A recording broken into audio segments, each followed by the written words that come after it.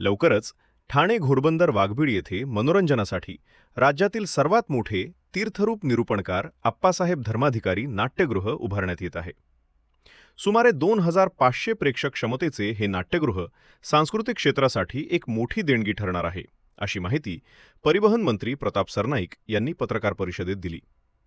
सदर नाट्यगृहाचे भूमिपूजन महानगरपालिकेच्या निवडणुकीच्या पूर्वीच करण्यात आले आहे, परंतु निधी अभावे या नाट्यगृहाचे काम रखडले होते।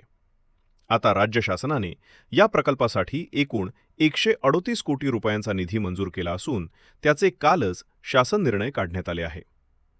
पहिल्या टप्प्यात 85 कोटी तर दुसऱ्या टप्प्यात 53 कोटी रुपयांचा निधी वितरित करण्यात आला आहे। यासाठी उपमुख्यमंत्री एकनाथ शिंदे यांचे देखील सरनाईक यांनी आभार मानले।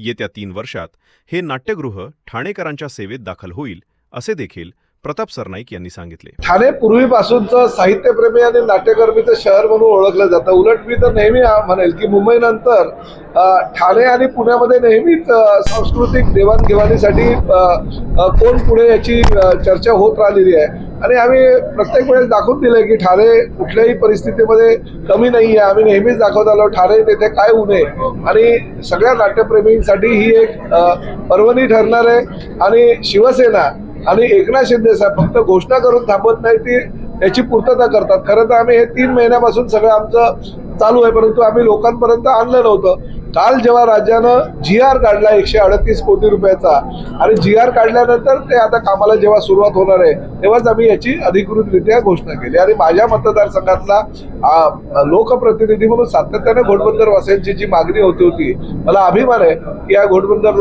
वासियांची मागणीची जी आहे ती पूर्तता आम्ही करतोय।